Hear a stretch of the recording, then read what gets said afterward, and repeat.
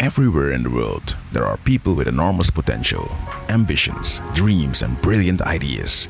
These drivers can change lives as long as they are given a chance to manifest. The time is now. The digital business accelerator that gives everyone the opportunity to start, build, and grow in a vastly expanded market of digital businesses. Ladies and gentlemen, let us welcome OneShot International founder and CEO, Mr. Renato Archer.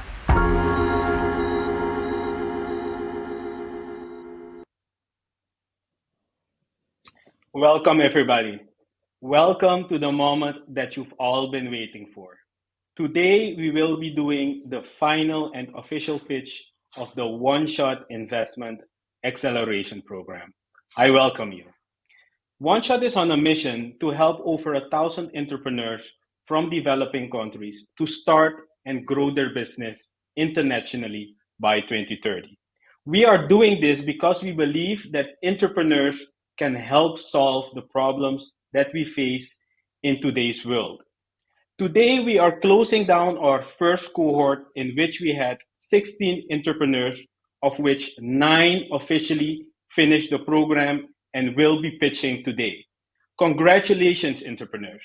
If you've made it to this stage, this means that you have the courage, you have the drive, and that your business has potential. So I want to congratulate you with this milestone.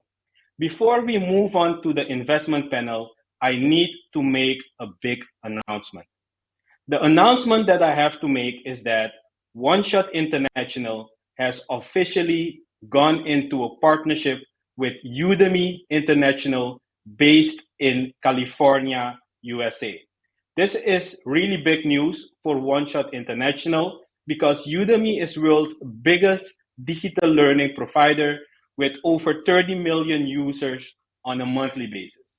This is really big news because this will also allow us to help people in developing countries get their courses and digital trainings on this international platform and to scale their business internationally. This is fully in line with our mission, and it allows us to really support people in developing countries to grow. Let's move into the investment panel. Today, you have your final pitch. I wish you the success. Let's start with our first panelist. That is David Riemer. David Riemer is the author and writer of the book, Get Your Startup Story Straight. David is the OneShot International partner based in California, and we have been able to utilize his book in this first cohort of the program, and I expect in the coming cohorts it will be the same. So I welcome David as one of the panelists of our OneShot Investment Acceleration Program pitch, and I'm pretty sure that he will help to guide this pitch session with the experience that he has. The next panelist is Marciano Liayong. Marciano is a partner and also part of the country managers team in Suriname, leading the program in Suriname and making sure that we're also helping a lot of entrepreneurs in Suriname to start their business and grow their business internationally. The third panelist is Frans Eersteling. Frans Eersteling is management advisor at OneShot International. Frans is helping OneShot a lot with all of the strategies and management decisions that we have to make on an international level, and he will also be part because he has a lot of experience in the investment panel. Last but not least, we have Sikiru. Sikiru is also a partner of OneShot International based in the US, but he is originally from Nigeria, Lagos, and he has tremendous experience also supporting a lot of entrepreneurs in his hometown to get them the necessary investment so that these businesses can also grow. Our main host for today is Bianca Marshall.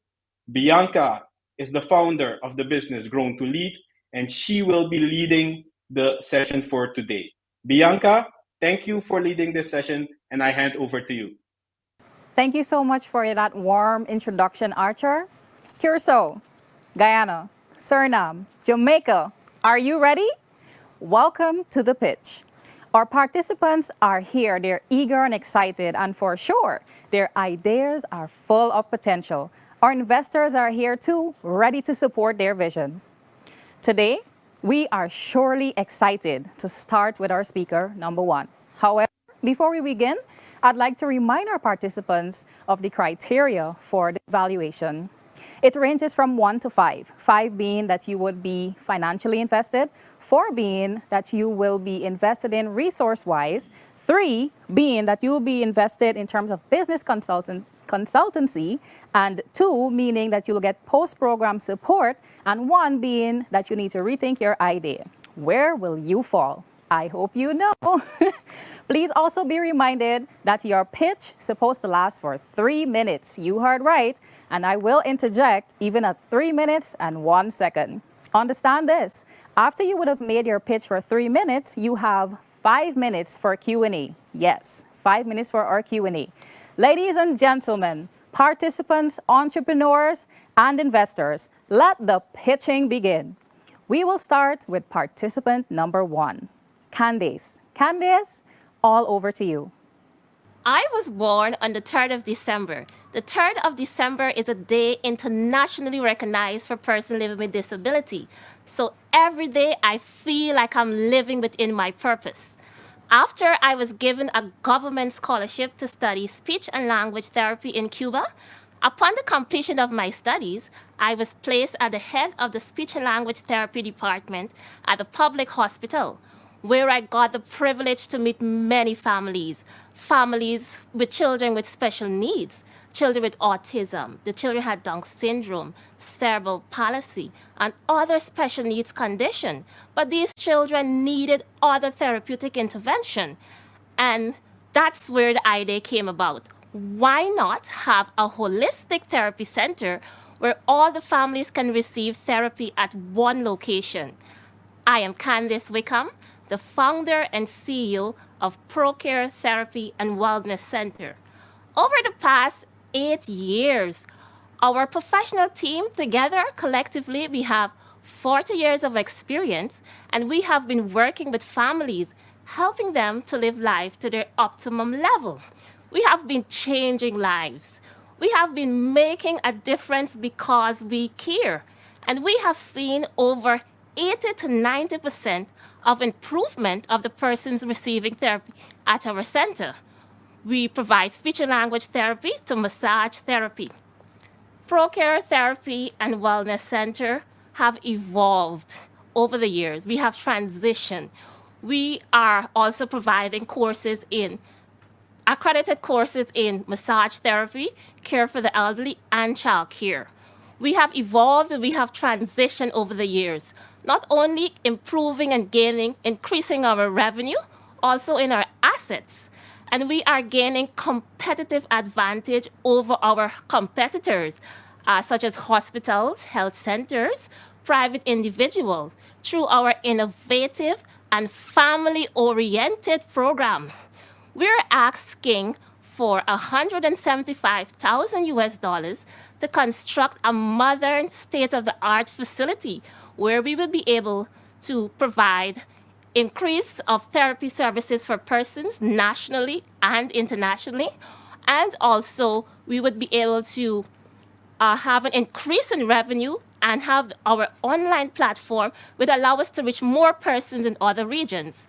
And this would take us one step closer to achieving our vision to be the leading therapeutic service center within the region. Thank you. Thank you so much, Candace. And now we move into our Q&A session. Should I begin? Yes. Yes, So go Candace, ahead. yeah, thank you. My question was you mentioned that you have an advantage over some of the other providers who might provide services like this. I think you mentioned hospitals as one example. Can you help us understand a little bit what that advantage is? What is it that some of these alternatives don't offer that you'll be able to offer better to your customers? I had the privilege of working within the public sector for 5 years, where I traveled the length and breadth of Guyana, so I knew what families were looking for. What we offer at Procare, the children normally receive therapy at one location, but we're having a collective group of therapy session. So a child can receive speech therapy, physical therapy. The parent can also have support within that. And this is what hospitals, health centers, private individual, they just focus on one therapeutic services. And also with our training program, we are accredited. We are the only accredited body in Guyana to provide massage therapy, care for the elderly, and the child care course. And we would get an opportunity to reach more persons because of our accreditation and also international persons. Thank you. So that's what makes us different, and all of our staff are professionals.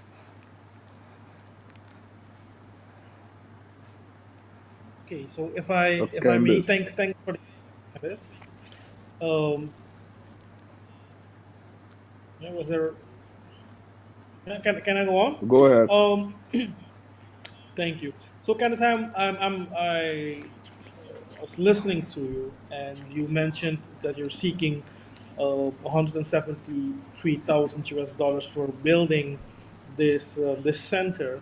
What I'm wondering is, what will be the impact on your business if you don't build this center? This, you wouldn't have much impact.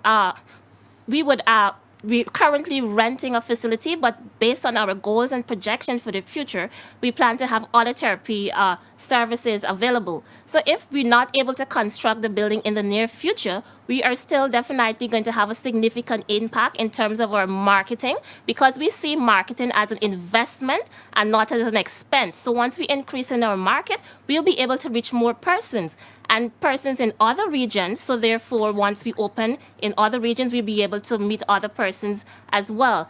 And because of our aim or our objective to have an online platform, it does not just limit us to just the physical building, but we can also utilize the physical building that we have, that we're renting at the moment, but then we can still have an online platform where we can meet other persons from other parts of the world, so they can still take our therapy programs, they can still take our training programs. So if we don't get this physical building, there's still possibilities. Thank you. Okay, thank you. If I may, just one more, I want to turn the question.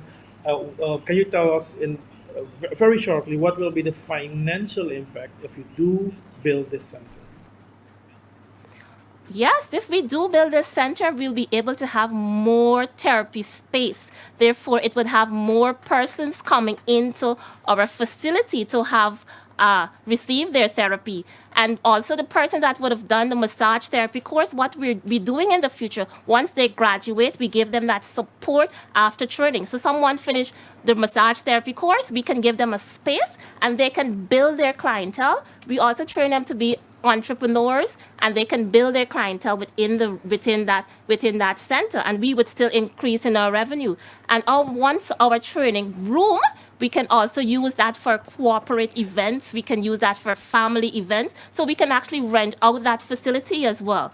And we can add additional service. We have the plan and projection to do other therapy services. With this facility, it gives families to have their therapeutic services at one location in Georgetown, and then we can shift to another part of the region. So this would have a significant impact in our revenue, in our assets, in our income, and also in the families that we meet, persons in general.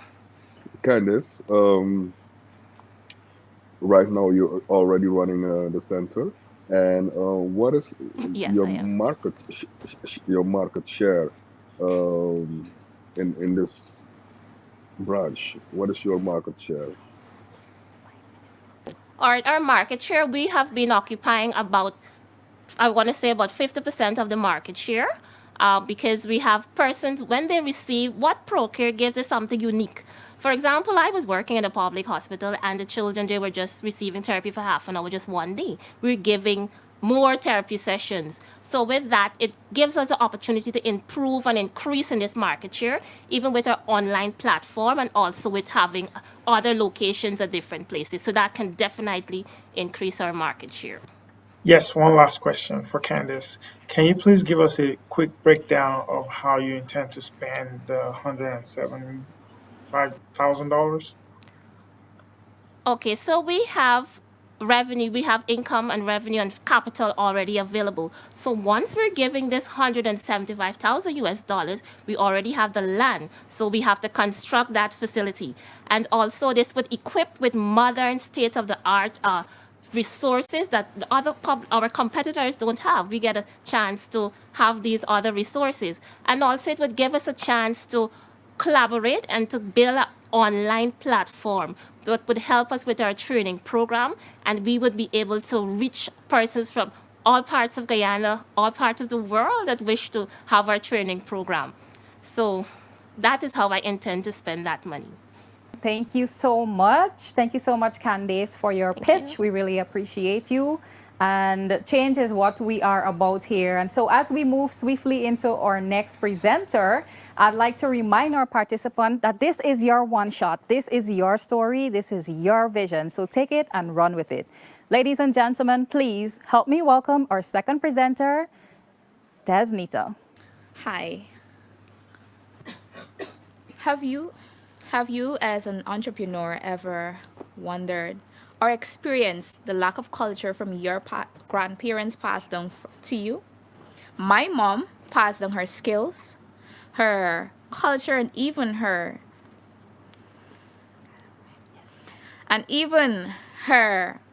principles to me. She taught me that it's important to have culture and represent it in the way you dress and the way that you think. So she taught me that entrepreneurship can also be brought out of the skills that she would have taught me. Her dream soon became mine, and 𝐂𝐻DN Enterprise was born. 𝐂𝐻DN Enterprise is developing a cultural restoration system or strategy to be able to help Caribbean-oriented people to reduce the impact of culture stripping in Guyana and other Caribbean countries. We've realized through our research that it is very prevalent in our society that everyone believes that professionalism is known by the Western way of dress.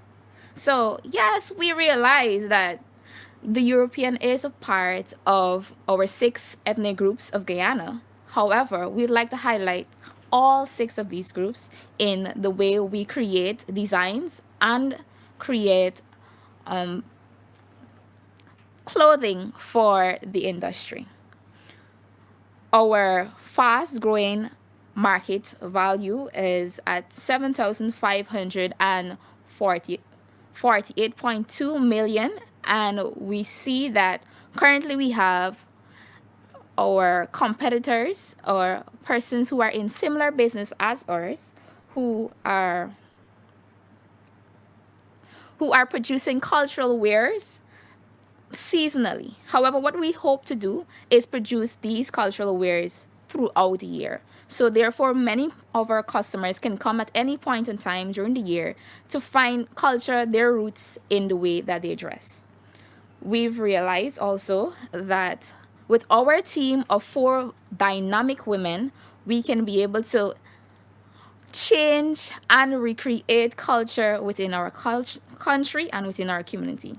Our ask today is first for a mentor to help in our marketing and in our accounting, as well as $3,540 US to help with our equipment as well as our raw materials to produce at a faster rate, and also the better products. Thank you. Awesome. Thank you so much, Desnetha, for that powerful presentation. And now we take it over into the Q&A. Well, I have one, but I just didn't want to go first again, but I guess I'll go first again. Desnetha, thank you for sharing that story. It's compelling. Could you tell us a little bit more about the ideal customer for what it is you're creating? You talk generally about, to you, the importance of people retaining their culture and having their clothing represent that. But what type of customer do you think is the ideal customer profile? What age? Are they professionals? Are they working in a different kind of role? Are they younger? Are they still in school? Give me a sense of who this ideal customer is for what you're doing.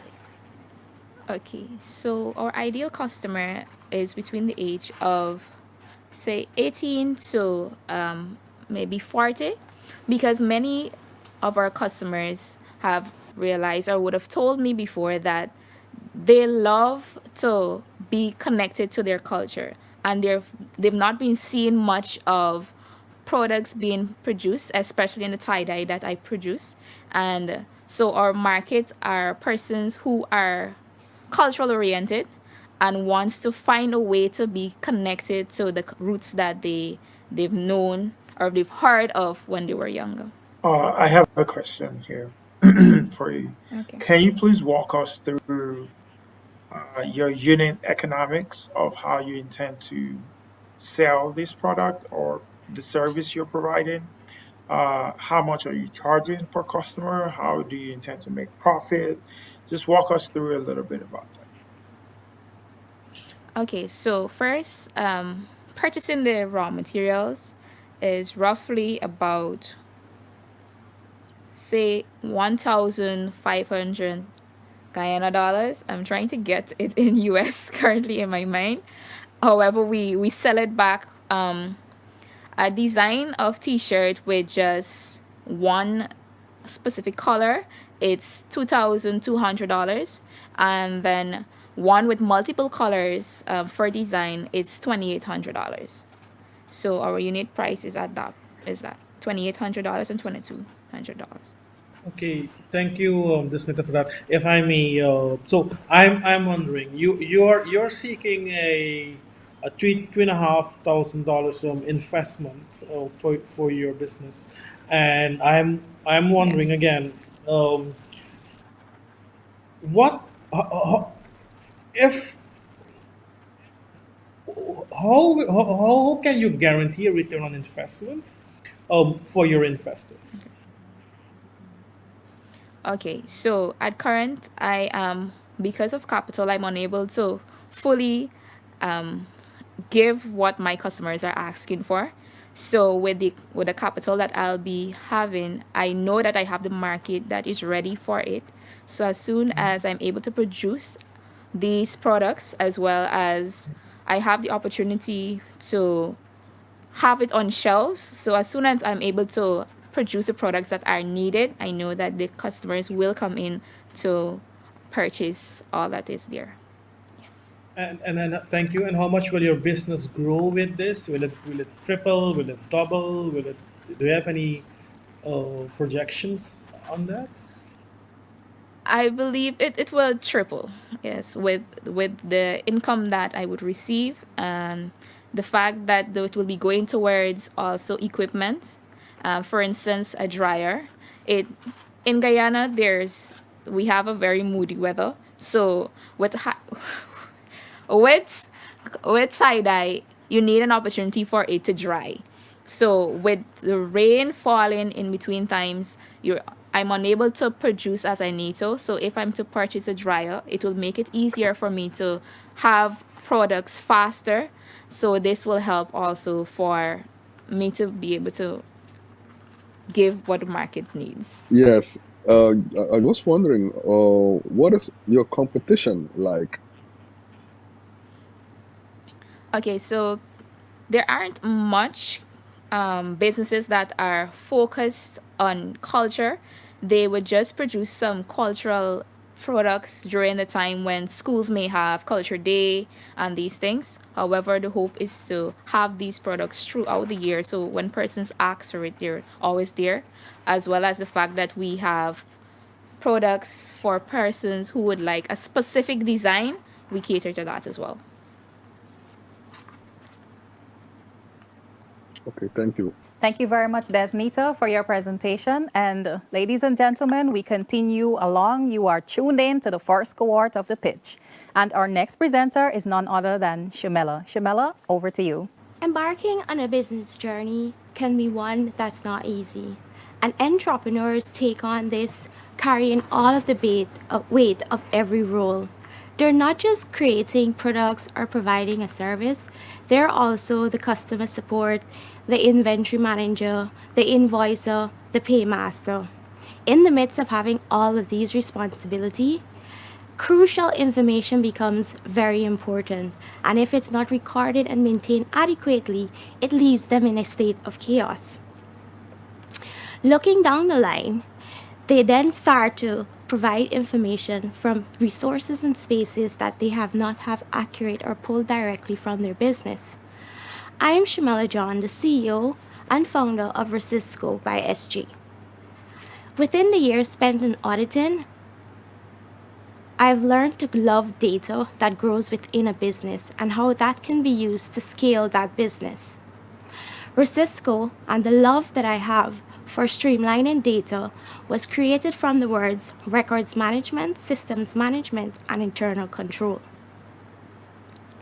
In Guyana, the Access to Information Act requires data to be maintained for up to 6 years. Our local tax authority, the Guyana Revenue Authority, is empowered to raise assessments as far back as 7 to 8 years. This allows them to request information or proof of data for business transactions that would have occurred. Going forward into providing this data, we find that entrepreneurs are left looking and scrambling for accurate data to provide. At Resysco, we provide a service that helps them to streamline this information and bring it to life so that they can present it to investors for lucrative business opportunities or present to the tax authority. Leaving the audit industry to start Resysco, we would have garnered qualifications and decades of collective experience in the field of audit and accounting. We go forward by sharing with our clients a symbiotic relationship that understands their growth as important as ours. At Resysco, we ensure that our clients are provided with timely and accurate information, and we provide human interfacing when dealing with your daily records and data management. This differentiates us from AI responses. Following extensive research with our customers and advisors. Thank you so much, Shamela. And now we move swiftly into the Q&A. Hi, Shamela. Thank you very much for that pitch. If I understand correctly, your product is around business data for providing business data for businesses in case they need to audit or to present to investors. Now, there are like tons of similar solutions in the world today, like SaaS software solutions. Can you tell me what your product is doing differently that's not available in the market today? So the entrepreneurs are left, despite what platform or program they're using, the entrepreneurs themselves are left to extract this data, and that's where it gets lost and is not properly maintained. We take hold of that data and ensure it is filtered in the manner in which it provides the data that they need to make informed and decisive decisions that helps them to now make that decision. Do we need to increase the inventory, or do we need to cut back? We handle the data directly instead of leaving it on the weight of the entrepreneurs. So yeah, my question is, there are several solutions that does that today already in the market, Salesforce, so many other software solutions. What is your product doing that they can just subscribe to software online to do today? Correct. Those software will use market industry rates and other company information. But if you're growing a business, you're going to want to use organic data that comes directly from the daily operations of the business, using their actual transactions that we filter into our system and provide it back to the client. All right, thank you. So Shamela, you keep referencing data, this general term. Can you give us a specific example? I find that it's useful when people are telling the story of their company to sometimes give a specific illustration to maybe help us visualize how your service is doing something that maybe some of these competitors don't do. So can you give us a specific example of the kind of data that would be aggregated and then delivered through your platform? Sure, for example, let's use inventory. We currently manage inventory for a few of our clients, and we help to establish economic order quantities and help that data to remain mainstream. Now, using actual softwares that are out there, clients have not been able to maintain it themselves, where inventory is coming in and they're looking after that, and inventory is going out, and then they're also responsible for that. So we help to manage the inventory and keep them abreast as to when orders should be made, or if something has become obsolete or becoming stagnated. We work closely with management in those areas. If you look at the business you want to do, if you think about scalability, how do you have you thought about how you're going to bring this service beyond Guyana? So originally, when the service was thought of, the Resysco accounting box, the idea was tested and pulled apart on an international platform, which was the Global Women in Management. And in order for us to be able to reach that far, we would need to build our human capacity and increase the production line. This would have to be channeled through exporting the items, or being able to we have a platform that hosts information online that will also assist that aspect. One more, Okay. Shamela. Can you tell us what you're charging for this product to the customer? The first month is $65,000, which is $300, and subsequently it's $100 per month to maintain. And do you have any information around like your churn rate, meaning how long do your customers stay on the platform? How much does it cost to acquire a customer acquisition costs, things like that? So the cost to acquire the customer really would be really the meeting costs. The service is out there, and we currently have a waiting list of about 15 persons that we are hoping to roll out by December 15 to support that service. Once we would have met the client and established that the service can be used with them and their size is compatible to take it, they're added to the platform.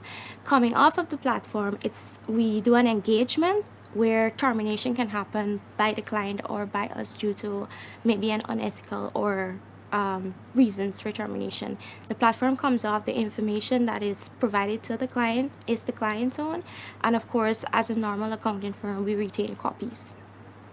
You mentioned you're earning about $300 for the first month, $100 for all the next month. So that's what you're charging your clients. So how many clients would you be needing to have a revenue that will enable you to not only run the operation, but also be able to pay back the money you're seeking with that 5% ROI? So we would have to build on our current clientele, and based on the numbers, adding 50 new clients to that will support us and repay our installment. Included in our projections, though, we do hope to grow that client base each year by 25 to 50 additional clients. But right now, 50 clients being added to the database would also help set off our costs and make repayments on our loan within a 4-year time span. What's the current number of clients? We currently have 25 monthly clients, and annual clients vary from about 50 to 100 clients because it's tax season, and every year you see your clients at tax season. Yes, of course, yes. And so you're actually planning to double that. Correct.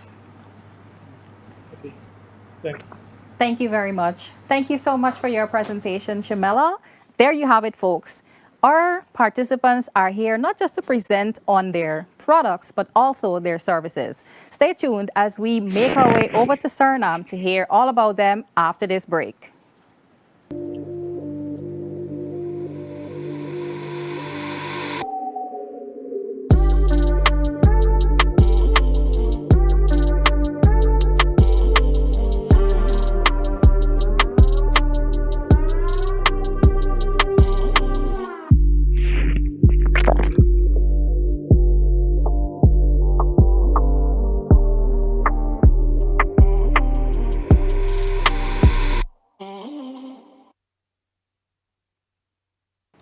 There you have it, folks. And now we move swiftly into our participants all the way in Suriname.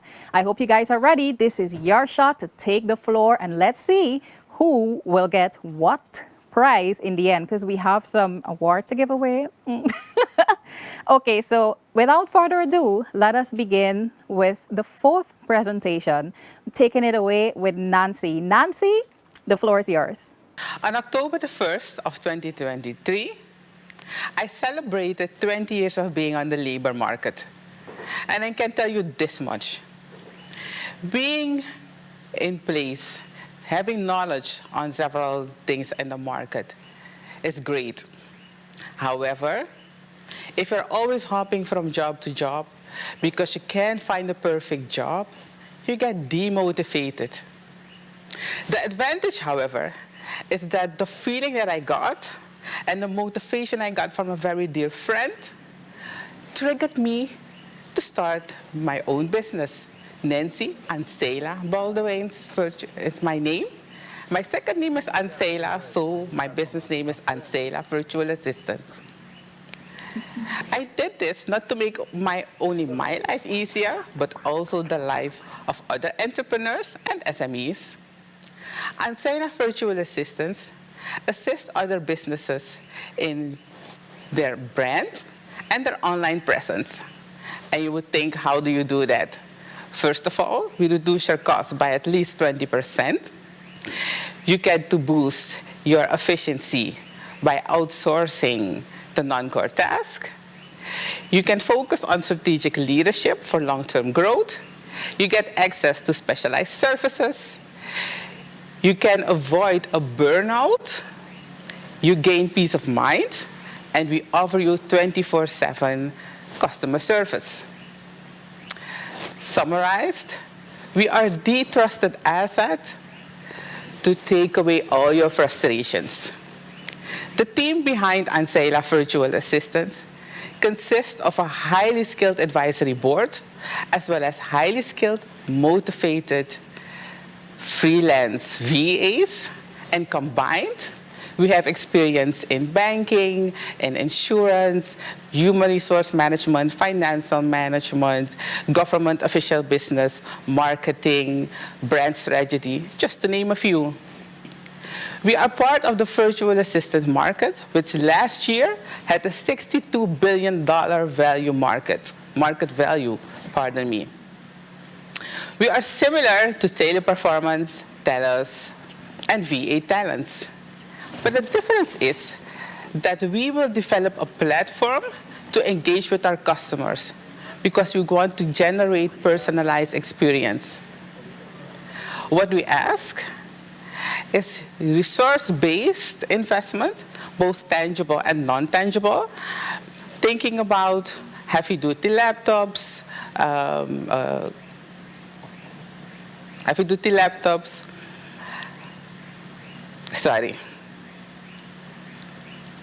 thinking about heavy-duty laptops, paid storage, paid cloud storage, access to 24/7 internet, and not to forget business coaching.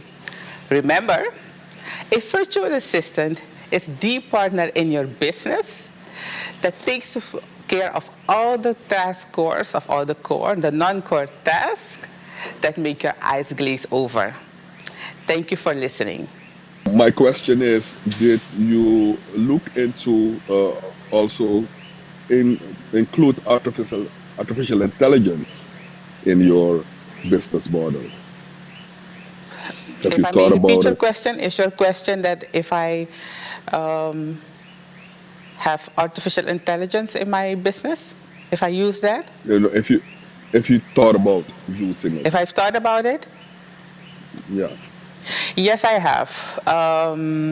During one of the models, I think it was model 9 or 11. No, during one of my business hours, it came to mind because I was talking about taking minute notes, and I was advised to make use of artificial intelligence. And right after my office hours, I made an account. So yes, I've started to use AI. I'm wondering, how many clients do you need for your business to be viable, financially viable? How many do you have currently, and how many are you able to accommodate?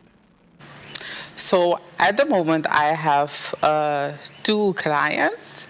And how many I need, it would actually depend on the services they need. Because depending on the service, there's a price coupled linked to the service they want. So it would actually need at least, I would say approximately 10 clients to have the revenue I want. What was the other question? Yeah, well, how many can you accommodate? How many can I accommodate? For now, I would say approximately 8, because I do have 3 freelance ladies working for me.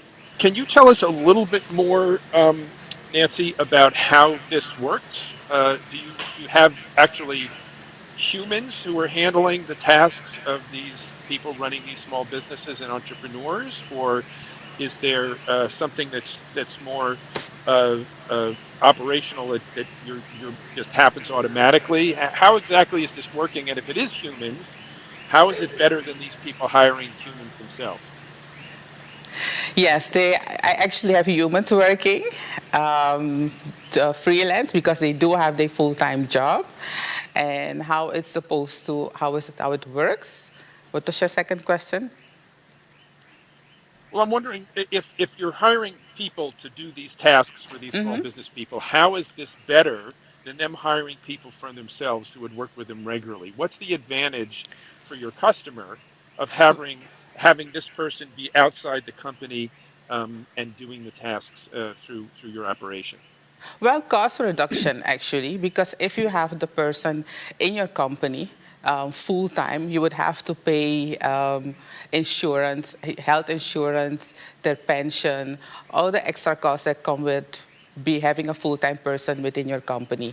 You don't pay all the extras. You only pay for the task, the service that you asked for. Gotcha. So this is probably a service that's really good for someone who doesn't have a whole host of things. They don't require all of this work being done. They just Yes. have these specific tasks from time to time. So that would help with the storytelling if you described that was the need of the Yes. customer up front. So then when you come in and Exactly. describe the solution, that's sort of a part-time solution, it makes even more sense. Yes, so that's why my focus is morely on and other entrepreneurs and SMEs, because entrepreneurs usually struggle with their core task and the other things that need to be done for their business. All right. Hi, Nancy. Thank you very much for that presentation, for your pitch. My question is around challenges with time difference. So, can you tell us what countries or geographies you have your clients in, and how does that work with the time in Guyana, having to have them online? How many hours do they work? How do you manage that? So for now, it's only Suriname. Um, and looking at time differences, because I do want to expand internationally with the difference in the hours.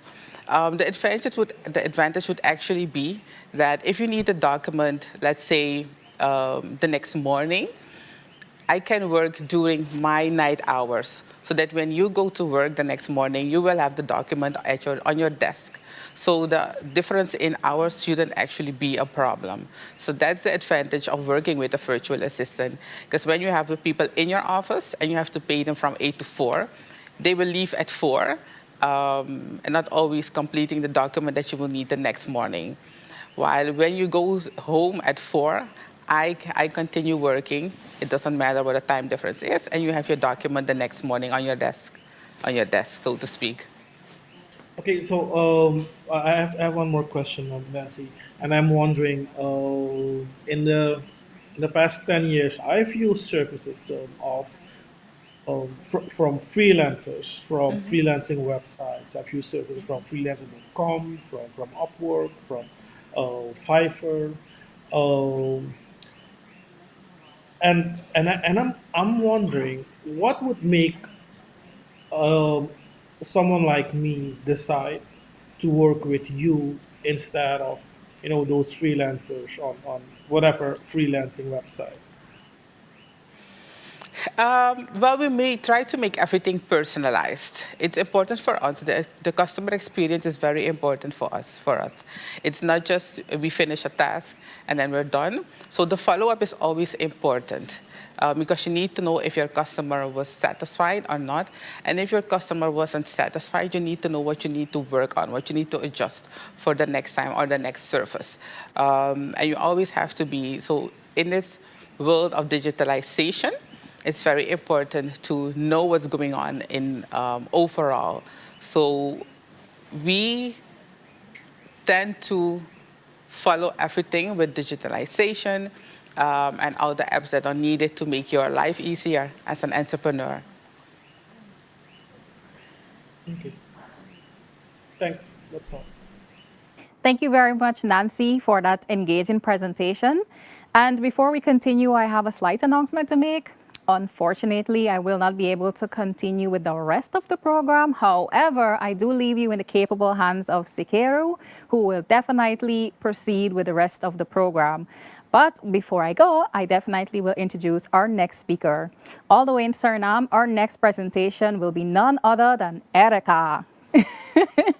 Erica, take it away. The floor is yours. Good evening, investors. Many years ago, I found myself feeling vulnerable, insecure, and disconnected from the life I had worked very hard to build. The intensity of my emotions led to miscommunication, resulting in a divorce, leaving my 2 children with the experience of shuttling between 2 homes, the last thing I ever wanted for them. Now, feeling like a failure and not understanding why, I embarked on my journey to finding my solutions. Now, what I was learning was immeasurable, life-changing, and surprisingly simple. I recognized that these valuable life lessons should have been taught within the upbringing, or at least within the school systems. However, that's not the case. The rate of illnesses, suicides, and broken homes have become alarmingly prevalent.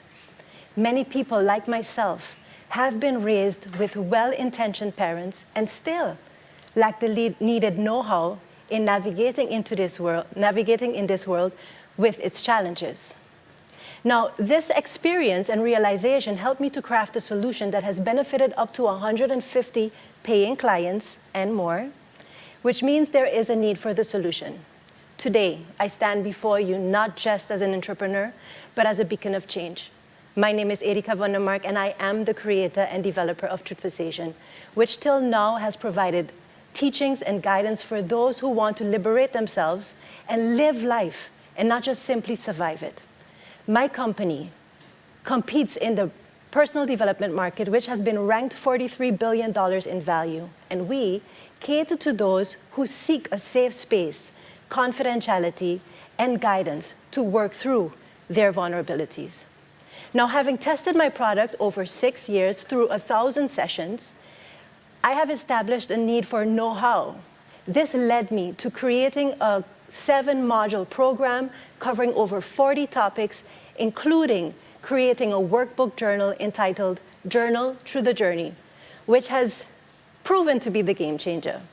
Now we are ready to expand and put our product online, creating a do-it-yourself online course catering to those who want to go through the journey, however, in their own time and at their own pace. You can see my course as similar to that provided by Mind Valley, Extraordinary, and we are looking for resources to help us digitalize our course and help us to position ourselves in the local and international market. Investors, Truthversation is not just a word, it is a journey. of unlocking deep truths, connecting core values, and respecting authenticity. It is exactly what humanity needs. Thank you. I'll start. Thank you for this very nice presentation, Erica. Can you, again, very interested in the ideal customer for this solution. Obviously, someone who had your experience might be ideal, but can you describe, again, sort of, given that there's so many different services out there to help people through personal journeys, what's that sweet spot for you of sort of the ideal type of customer against demographic or what they're going through in their life or what life stage they're at? What's that ideal core target for you? Yeah, so for the last 6 years, I've been having a variety of different clients from ages 15, and my eldest was 76. And as you know, different ages bring different challenges. And my ideal client is those that feel vulnerable, insecure, feel like there's no way out, or not knowing what the best step is, the next best step. So I have experience with a variety of clients that deal with different aspects of their life where they don't feel that they have the needed know-how to continue further, or they have different parts of themselves that are in conflict with each other.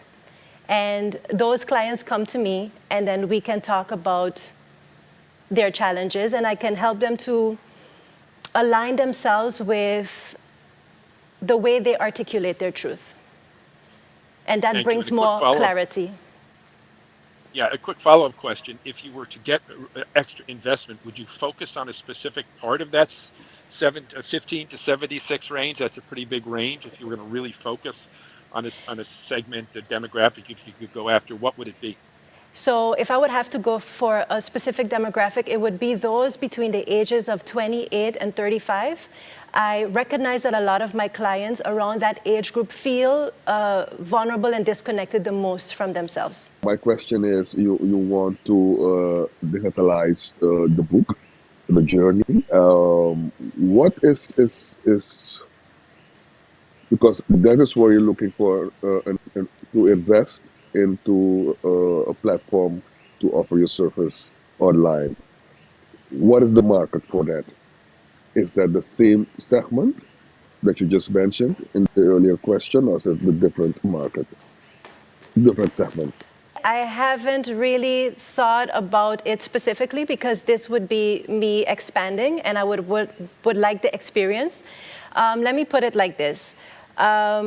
Since I've started holistic coaching and being a spiritual teacher, a lot of my clients came because of interviews they saw, things they heard me say, or referrals.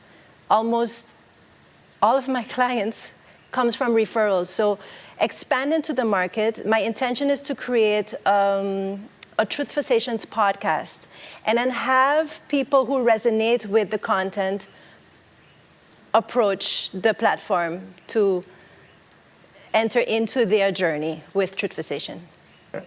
Can you please be specific and tell us what kind of resources you're seeking?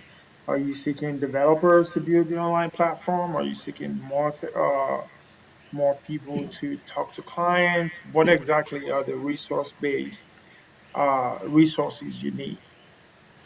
So right now I have everything set up. What I do need is a place to digitalize the course. So with the filming, and then that would be the first step, to film in it and having it digitalized, first instance. And then with time, develop my website. I have a website already up and running, truthforsationglobal.com. And I would like to transform that into a platform where people can log in and gain access to the course, workshops, online bookings for coachings, and so forth. So in terms of resources, I'm not really asking for money, but just guidance and resources to get that done. All right, thank you. You're welcome. Okay, Erica, thanks for the question till now, and a little bit building further on what on your last answer. I'm wondering when digitize with your plans to digitize your product, your service. how much will your company grow, you think? And at what point will you need to expand your team to be able to service your clients, if that will be needed? Yes, so good question, thank you.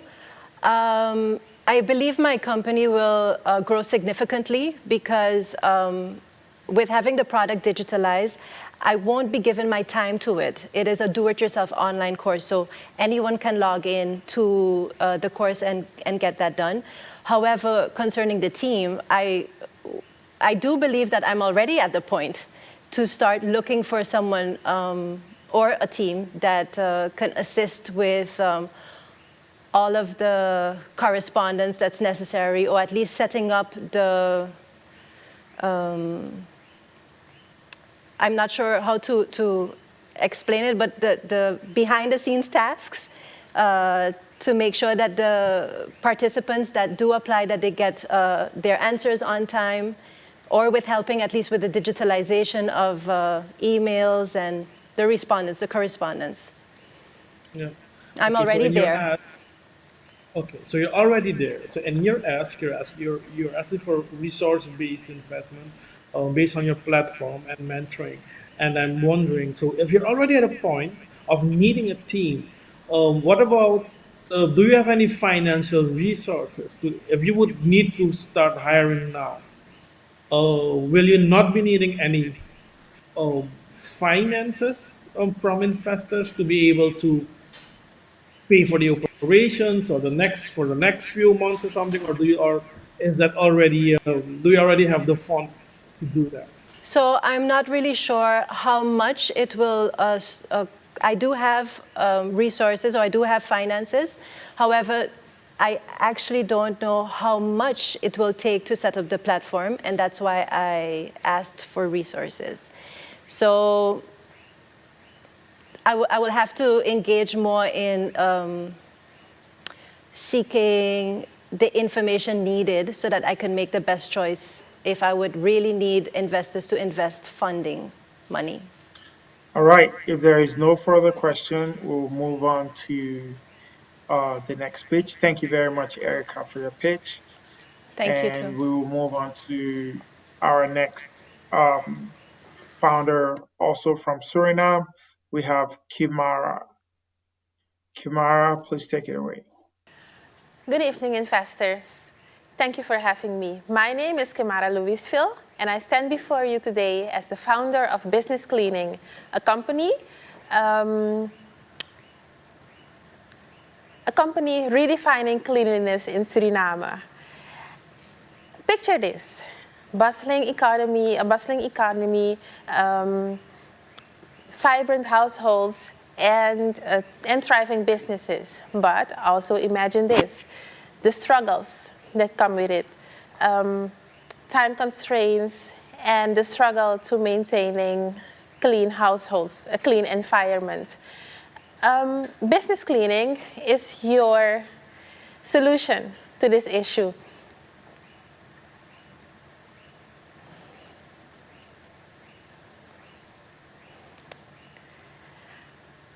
This idea is a perfect blend of market demand and my passion for cleanliness.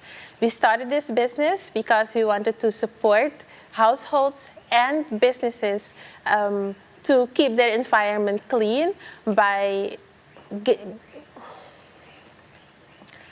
doing our job. I'm sorry, can I start over?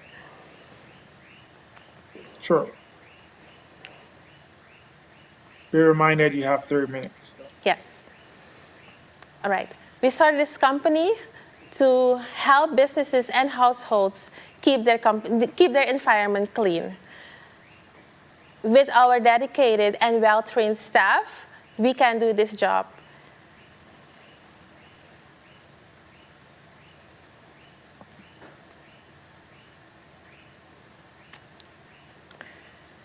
I'm sorry.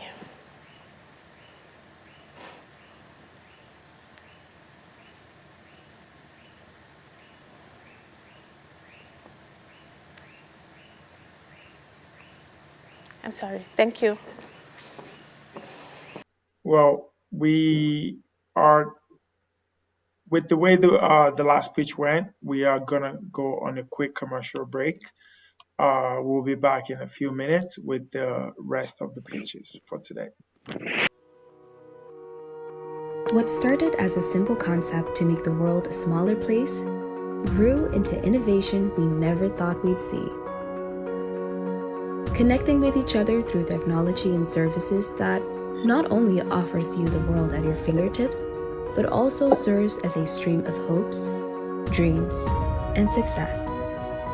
While we work tirelessly to provide you with the services you need to run your day successfully, you give us the motivation we need to constantly improve and challenge ourselves to give you the absolute best. We strive to make your life easier so you won't miss out on priceless moments. From capturing beautiful memories to simply bringing all of your ideas to life. The possibilities are endless with 𝐂𝐨𝐴𝐳. And with you, celebrating 42 years of community, progress, and innovation.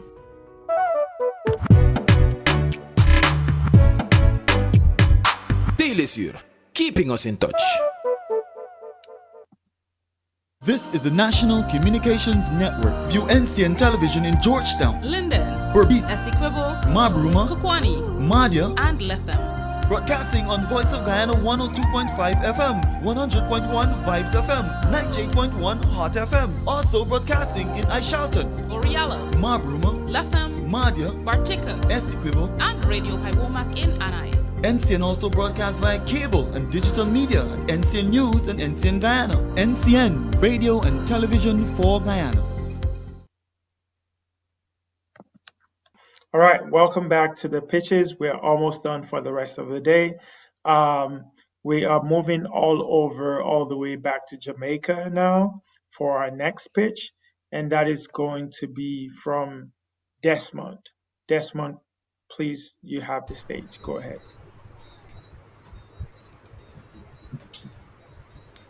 Losing my mother to diabetes complications was a painful experience that fueled my determination to make a change.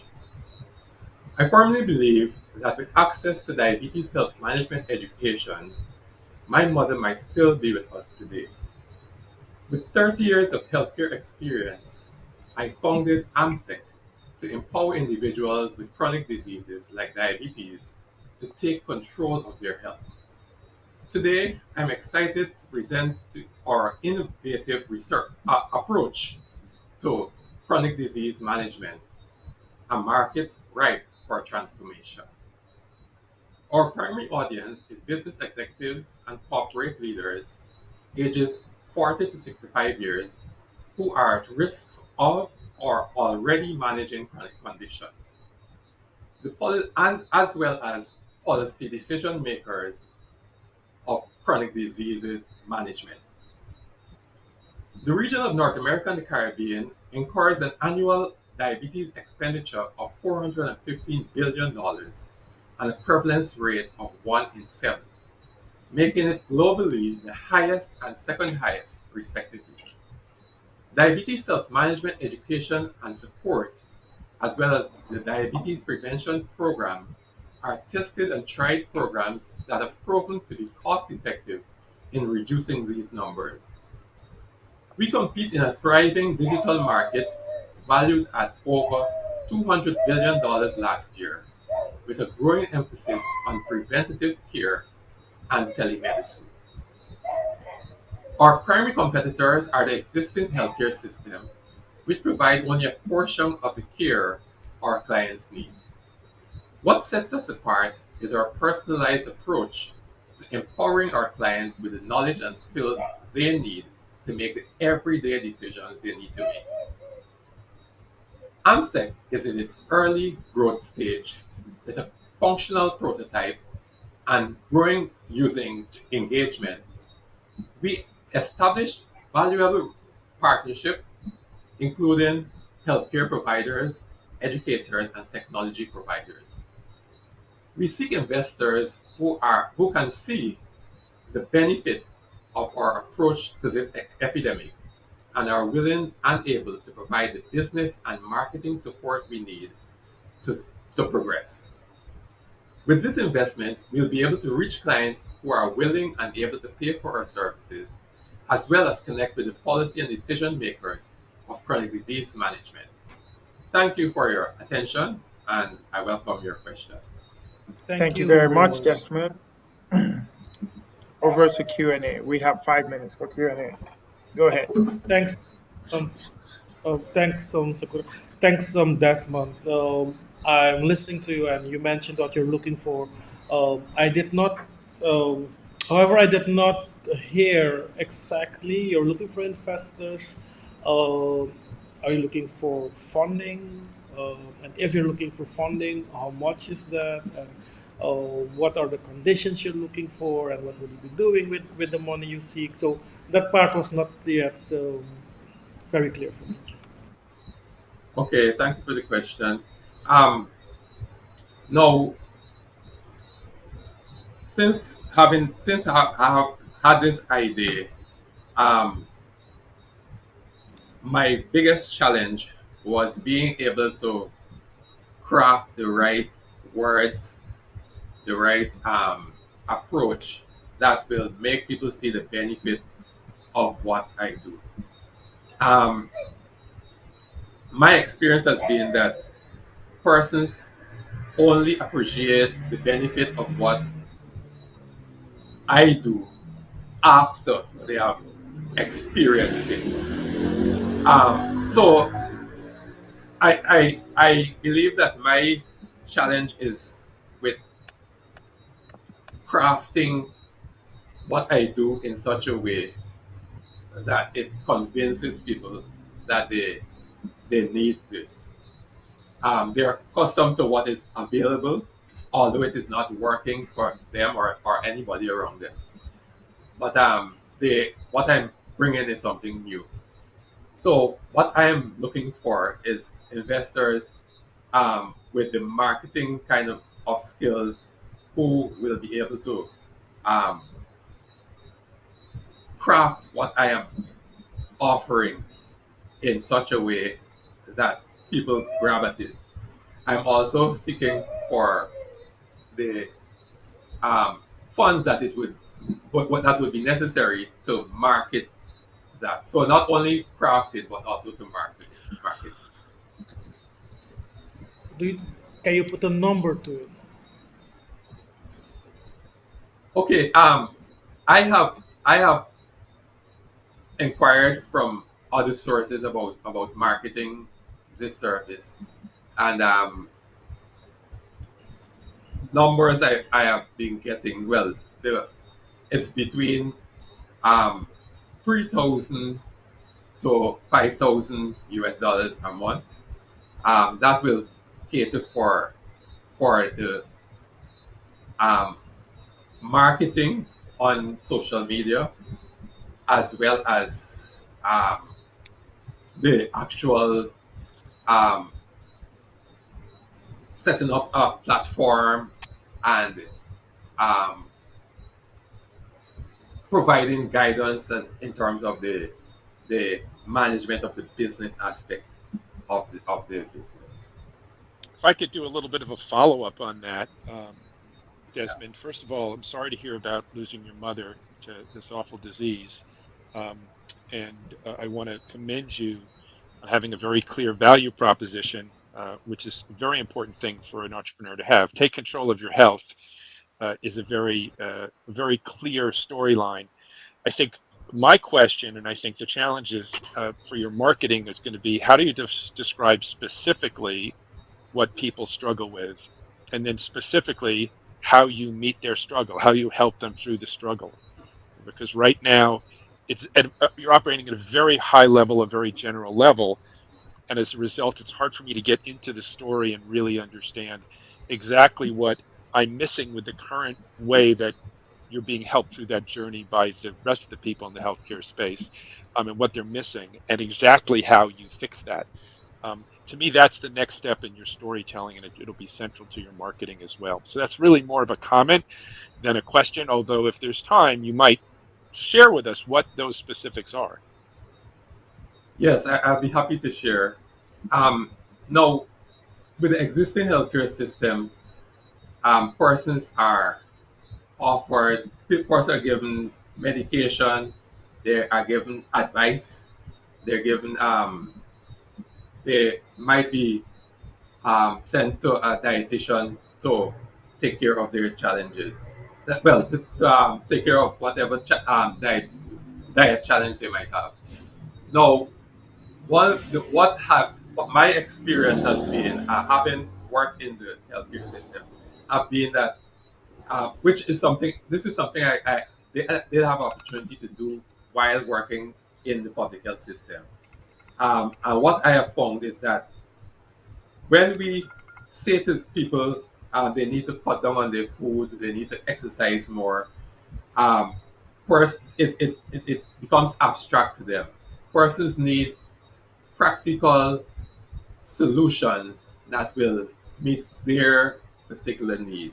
They need Unfortunately, the coaching, they time for need. Q&A is over. So, yes, we're going to move on to the next week. Thank you very much, Desmond.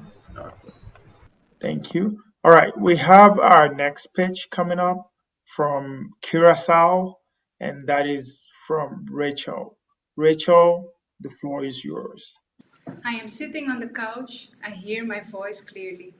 Only you can make yourself happy. I stood up, I walked to the bathroom, and looked myself deeply in the eyes. This time I dared to admit I am not happy. Tears filled my eyes, and as I sat on the bathroom floor, each tear this time felt as relief. So what now? Again, I hear my voice. Start with the things you have control over. I stopped the work I was doing. I get out of the relationship. I paid off my debts, and I started the journey of self-discovery. Good evening, OneShot panel. My name is Rachel Tokromo, and tonight I introduce to you 𝐏𝐢𝐭𝐜𝐡, a concept, a concept, a concept. A concept born from my personal life experiences and my journey as a freelancer in the last 20 years in the arts and entertainment industry. Today, we seek 1.75 billion freelancers worldwide, forming a significant number in the global workforce. Freelancers in urban cities often neglect their well-being to keep up with the non-stop pace of the big cities, leading to chronic stress and potential health issues.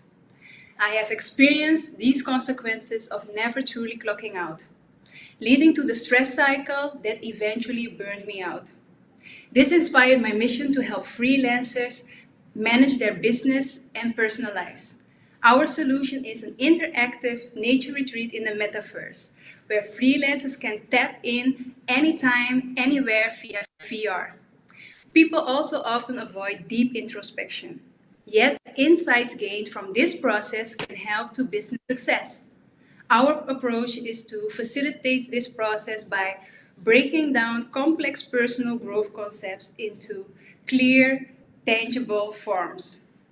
But we want to make this process also fun.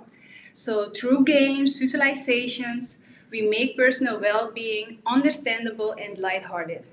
We are excited to share 𝐏𝐢𝐭𝐜𝐡 with the world. To enter the technology market, we need to successfully enter it with expertise and network. The next step is to collaborate with a test group to refine our MVP. Therefore, we seek human resources, software, and hardware support. But what I believe we need most is a mentor in the tech and business. The estimated value of these resources is $50,000. Thank you. Thank you, Rachel. We'll move over to Q&A from the judges. So, Rochelle, hi. My question is, my first question is, what do you have so far? Is it this concept, or is there anything beyond the concept at this point that we could wrap our hands around, because I really like the way you've identified this very specific segment. That's really good. When we have a specific segment in mind, it helps us picture their need. It helps us figure out what does that group need that maybe other groups don't need. So I really like that specificity of your customer. But I'm just sort of wondering, in this metaverse concept, do we have anything yet, or is it just an idea? So it's 100% still ID. I entered OneShot to really develop this business I do to more a concept. So first it was, oh, I want to create this space, and I knew entering OneShot program would help me like get through a full business span and actually get to a full idea of the product now. So that is where I am. Okay. Thanks, Rachel, for your presentation. So, continuing on the question David just asked you, do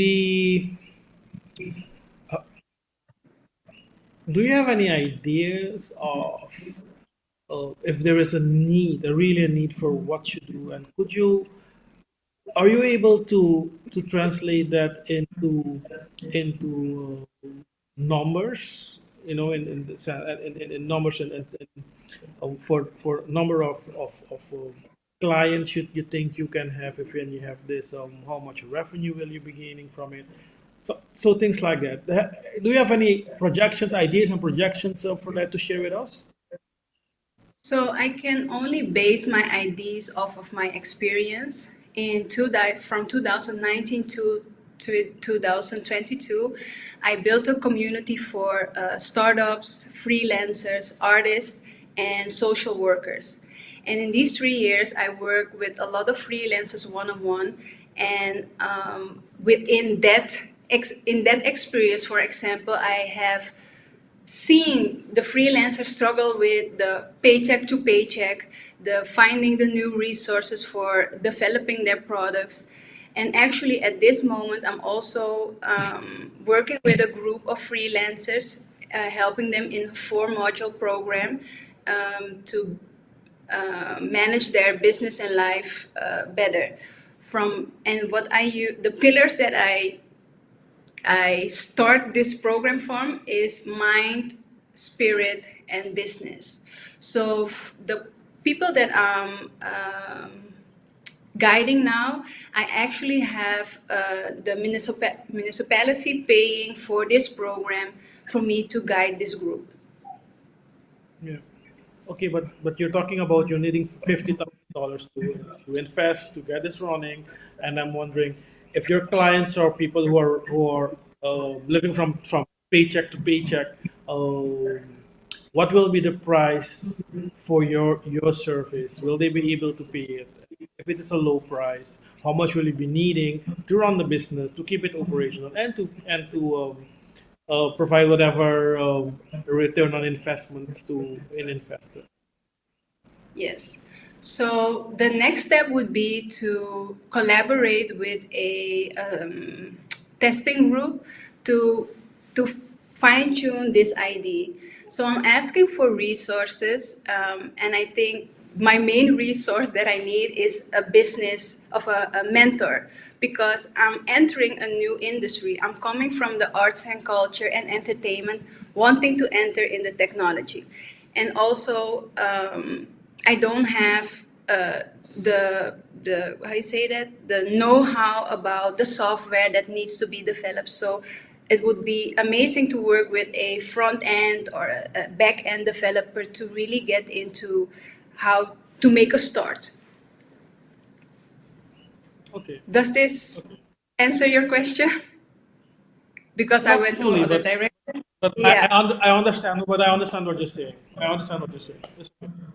I have one last question before we finish up the Q&A. Is there any particular reason why you decide to do this, like on the metaverse? As you know, like NFT and crypto and all that is kind of like not really popular anymore. It's more of a declining industry. So is there any reason why you decided to go that direction? So from the research that I did in the past few weeks, first initially the idea was to create this world on VR. But what I came across is that when creating this in the VR, every time the individual put down the glasses, there is no storage of where the person started or ended his or her journey. And in the metaverse, the journey, the game can continue from where it's left off. So that was my initial thing for, okay, I want to create journeys personalized to the individual and that they can, move on where they left. And doing that in VR, I found that that wasn't possible. All right, thank you.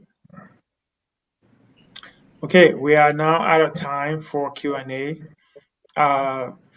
So thank you very much. We will move on, ladies and gentlemen, to the final pitch of the day. And that is going to be a pitch from, however, the format of this final pitch is going to be in video. This is for Shavaro. Good evening, everybody. I'm Shavaro Brown and I am 24 years old. I live in Suriname. The company where I currently work at, I speak to a lot of people. I have a lot of interaction with different kinds of people. What I noticed is that the Surinamese community is dealing with a lot of mental health issues. You have a lot of suicide, you have a lot of kidnappings, people that walk away from home, and all these are just results of the issues that we are dealing with in Suriname.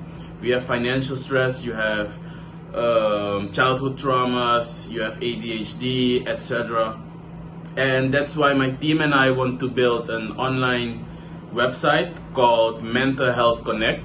This is to provide mental health services to the Surinamese community. How does this website work? So you go to the website and you log in with your personal information. That means that you get your own agenda. If I can say it like that, you get your own agenda, and that means that you can track everything that you've done on that website. So if you've spoken to the psychologist A, you see how long you've spoken with that psychologist, what you guys talked about, and if they recommend you to have other sessions with them, or if they recommend you to another psychologist. So everything can be done online. We want to do this because we want to eliminate the taboo behind the mental health. In Suriname, we are not open to speak about our mental issues. That is how it works. And what we ask from the sharks is $5,000 US. We don't ask a lot. We want $5,000 US, and what do you get in return? You get reduced prices in return. So let's say you have a company and you want your company as a group to be able to also make use of these services, then we say, okay, it's possible, and you get a reduced price. Also, in the near future, we want to expand to the Netherlands and to the Caribbean. This is because we have a lot of ties in the Netherlands and in the Caribbean, so it will be easier to also provide our services there. Also, a lot of Surinamese people are living in these countries, in the Netherlands and in the Caribbean, so that's why we think it will be a great idea to expand to these two continents in the near future. Thank you. All right, there goes Shavaro's pitch. Fortunately, we wouldn't have, since he's not here with us, we won't have question and answers for that particular pitch, but the judges will go ahead and score him based on the pitch we have received. While we're scoring Shavaro, at the end of that, the judges will now go on a 10-minute break so we can collect all the results, and then we'll come back after 10 minutes to announce the results. In the meantime, we will take it over to David. David has some message for us about his book. Thank you. Thank you.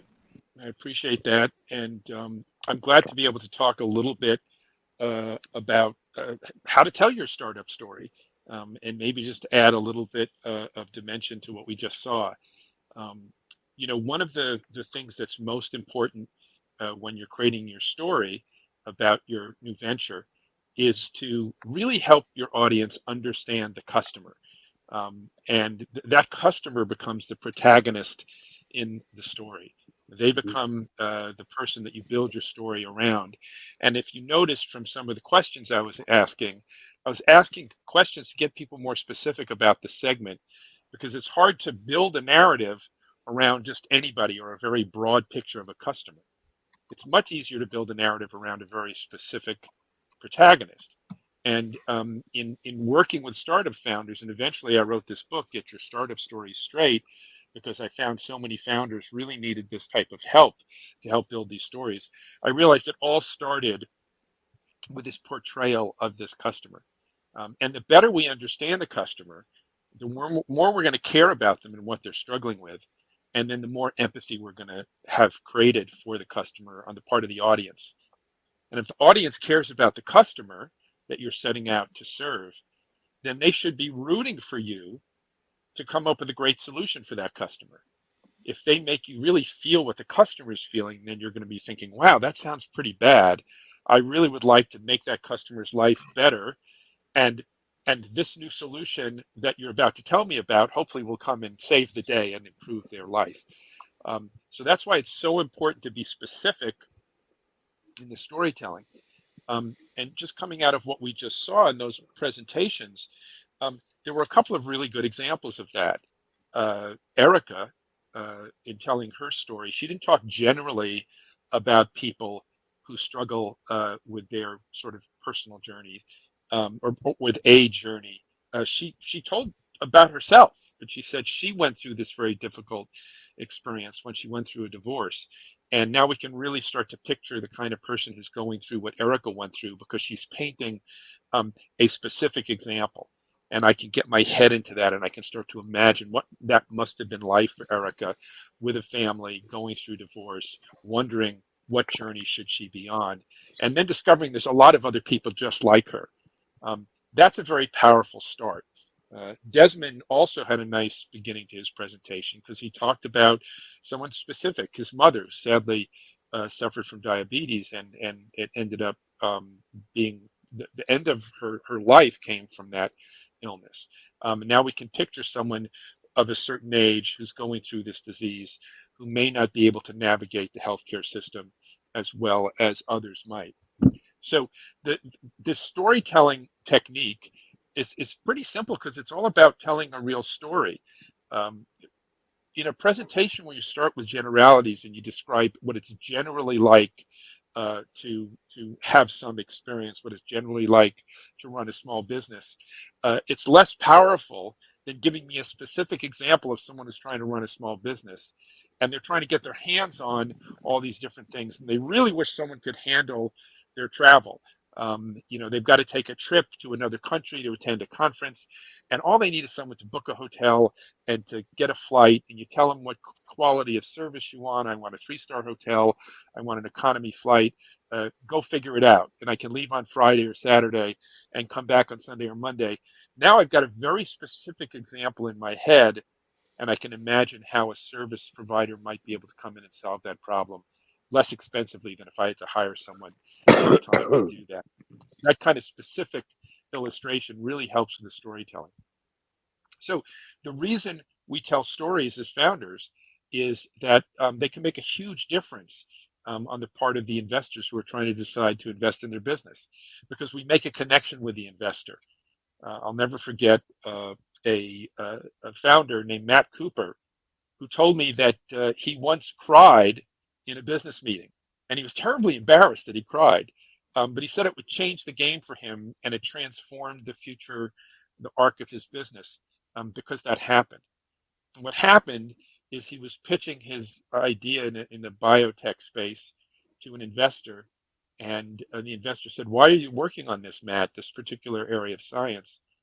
And he started to cry because he told her this story about his wife was going into the emergency room to have a baby, and she had all these bad vital signs. And as they wheeled her in, they realized she had a condition called preeclampsia that can prove fatal in the life of a pregnant mother, and it could kill the child as well. And it was very emotional for Matt to think about that. Now, there was a happy ending to that story. His wife and his child survived and are healthy. But it was the most emotional moment in his life. And he explained that that's the problem he's trying to solve. And that's why he's working on it. And that investor became his first major investor in his business. And he went on to build a company and sell it to a larger biotech company. The point is, he told her story. He just told a story about something that was, in this case, a personal story. But that's the power of these stories, because stories activate a part of our brain, the emotional region of the brain. And we're far more likely to remember something and to hold on to information, including data, if a story is wrapped around it, because the emotional region and the memory centers of our brain are connected. Because they're connected, we're more likely to remember something if it tapped into our emotion somehow. So that's a hugely important part of the story, is you want someone to walk out of the room and remember your pitch. And then the other thing to think about is every story needs a structure. And in the book, I detail a method for going through and doing that. And, if you get the book, you'll see that there's something I call the storyboard, an innovation narrative storyboard. And in it, basically, what you're learning how to do is how to go through all the critical elements that a story requires to build up to the point in telling the story of your customer, so that your innovation comes in and solves the problem and solves it better than what other competitors can do. And so that's an important thing. We have to know how to structure stories if we're going to build good stories to tell.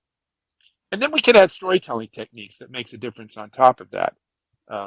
We could talk about how getting personal and introducing a personal narrative can be powerful, either because we went through something, in the case of, the example that I gave from Erica, or because we know someone who went through something, as Desmond described, or maybe it's just describing a customer that we met, and hearing the pain in their voice and then relating that to someone else.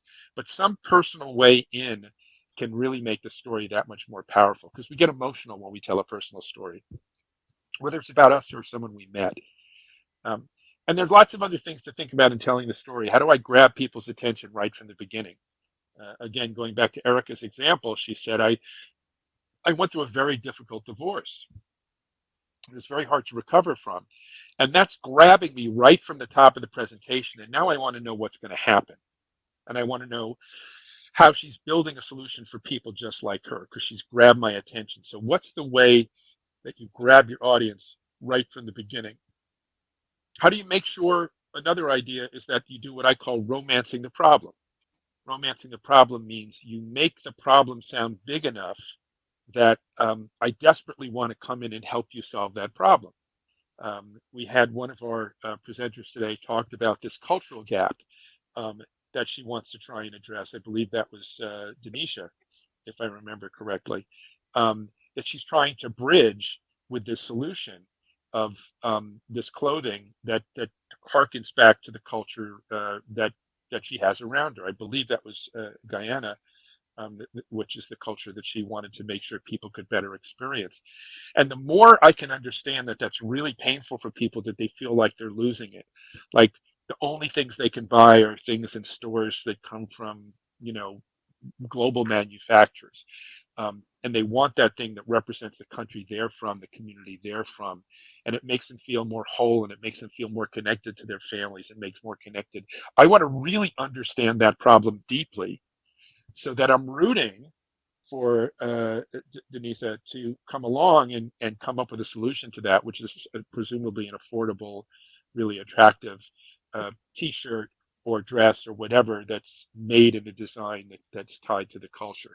But setting that up with really deepening the problem, so I really care about the problem, is essential. And then on one other idea for telling a story, another storytelling technique, is to create a very clear antagonist in the story. Who's the enemy? If you're talking about building a business that's about cleaning, and you're going to help clean people's offices, maybe you talk about the enemy in that story are these big giant janitorial firms that come in and maybe they don't do a very good job, or maybe they're terribly expensive, or maybe they're much bigger and they only handle big contracts. And suddenly we're describing the alternative to your new idea that has all these problems that are obvious if you talk to the potential customer about that alternative. If you can then say, but unlike those big giant janitorial companies that have all of those requirements, I can work with small businesses, and I'm going to send someone in who gets to know everybody's preference and learns that this person likes their office this way and this person likes their office that way, and that there's this coffee machine that they really want people to clean every day because that's the center of the break room. And now we're telling this story about this personal handling of this problem that otherwise, if you would hire this big, giant, faceless firm, there's no way they could come in and do what your new firm can do. That's the antagonist strategy. You create the enemy in the story. Unlike that big, giant enemy that can't handle your particular problem, I've come along with a solution that can address your problem. So these are all examples of strategies that really help with the storytelling once you've got that structured story you want to tell. Because as a storyteller, you have three objectives. You want people to remember what you said. You want people to be compelled by what you said, meaning they're nodding their head and they're saying, this is a good idea. This should be funded. This needs to exist in the world. And the story needs to be simple and clear enough so that it's understandable, so that the person hearing it could walk out of the room and tell somebody else. Because that's one of the primary objectives as a storyteller, is to tell a story that's so good, that's so memorable, understandable, and compelling that they want to share it with somebody else. So that's what you're aiming for as a storyteller. You can constantly rework your story to make it better and better. And again, if you're looking for some techniques to help you with that, I wrote this book for founders everywhere so that they can try and find a way to better tell the story about their business, because I can't be everywhere and I can't talk to everybody, but you can read my book and hopefully get some good ideas to help you tell a better story. So that's what I wanted to share about storytelling. I don't know if the rest of the judges are ready to come back. All right, ladies and gentlemen, we've come to the final end of today's pitches. Without further ado, we'll go ahead and announce the results, the moment everyone has been waiting for. Thank you very much to all the founders that pitched today with all their great, exciting ideas. I wanted to mention that today's results is based on three things. One, the pitch deck and business plan analysis done by the OneShot experts. And then also it's based on the 12-week program performance of each of the businesses, as well as the final pitch and Q&A that we all listened to today. So we've aggregated all the scores from all that previous work that was done, as well as what was presented today, and we are now ready to announce the results. First up is going to be Shavaro Brown. Shavaro was the last pitch we listened to over video, and Shavaro's investment result is the results is based on a scale of 1 to 5, like our Bianca mentioned earlier. So Shavaro's result is number 1, meaning rethink and improve on his idea. We want him to rethink and improve on the idea of his startup, and Shavaro will get one final feedback session with no investment. That's for Shavaro. Next up, we have Kimara. Kimara's idea investment result is number 1 as well. We want Kimara to rethink and improve her idea. She will get one final feedback session with no investment. Next up, we have Desnetha. Desnetha's investment result is number 2, which means Desnetha will receive post-program support. post-program support means 1 month of post-program support. That's 4 sessions, and it's worth a value of $500, 500 US dollars. That's Desnetha's result. Number 2, 1 month of post-program support valued at $500. All right, we're moving on to the next result, and that's for Rochelle. Rochelle's investment result is number 2. Number 2 meaning Rochelle will get post-program support, 1 month of post-program support valued at $500 as well. Thank you, Rochelle. The next result is going to be Shamela. Shamela's investment result is number 3, which means she will get 3 months of business consultancy with a value of $1,500. Shamela will get 12 sessions, that's 3 months of business consultancy valued at $500. Next up in the result is Desmond. Desmond will get also number 3, which is 3 months of business consultancy valued at $500. Desmond, congratulations. Next up, we have Nancy. Nancy's result is number 4, which means Nancy will get resource-based investment valued at $5,000 to develop the Anseila virtual assistance platform. Congratulations, Nancy. All right, next up we have Erica. Erica's investment result is number 4. Erica will get $10,000 in business resources to create a digital version of the Truthversation course and host it in the Udemy International platform, which has over 30 million users per month. So congratulations, Erica. You've come up with an investment. Last but not the least, we have Candace. Yes, Candace investment result is also number 4, which means Candace will get resource-based investment. That translates to a value of $10,000 in business resources to develop the Procare learning platform. Congratulations, Candace.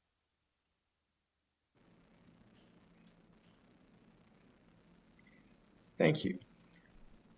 Thank you very much to all the promising startups. Now we will move on to the awards ceremony for all the pitching founders. We're moving on to the awards. Is everybody ready? All right, we have 3 awards to give away today. The first one is going to the most promising startup idea of this cohort, cohort number 1. The most promising startup idea award goes to Rochelle Tokromo. Congratulations, Rochelle. We found your idea as the most promising one for this cohort. Congratulations. Next up, we have the award for the most promising entrepreneur of this cohort, and that award goes to Erica. Congratulations, Erica. You've been found as the most promising entrepreneur of this cohort. And last but not the least, we have the most promising business of this cohort. That award goes to Candace. Candace, you've been found as the most promising business of this cohort. Congratulations, and thank you very much for all the work you all have put in to this experience. We congratulate you. Everybody is a winner. Keep pushing, keep building, and Congratulations in making your dreams come true. Thank you. I will now pass it over to Renato to give us the closing message and remarks. Thank you. So thank you, Sikiru, for leading the second half of the pitches. And I want to congratulate all of you for your remarkable pitches. You've done a fantastic job in finishing this 12 weeks program. We've known that it was an intensive period to come up to this period, and you're all winners just by going through this 12 weeks program, which has actually guided you and brought you to a next level in your entrepreneurial journey. As mentioned, guys, you've done a great job. Congratulations. And we're looking forward to further supporting you. I want to also share my gratitude with all of the mentors, partners, and everybody that supported us with this first milestone of completing Cohort 1. We have over 50 partners all over the globe in 7 different countries. I can't name all of the people and mention all of their names, but I do want to mention some of them. And I want to start with David Riemer in thanking him that we were able to partner with him and that we can use this book in all of our programs. So David, thanks a lot for the support and being part of our ecosystem. I want to follow up with our country managers. Starting with Marlon Joseph in Guyana from Together We Win. Thanks a lot, Marlon, for guiding everything for us in Guyana so that we're able to also have hands, ears, and feet in Guyana to get the things done.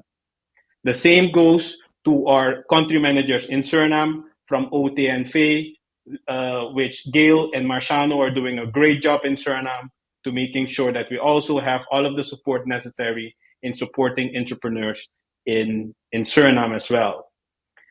All of the mentors that have been part of the first cohort, starting from Avia, Raul, Bianca, Karina, yeah, you guys are all fantastic and you guys supported us.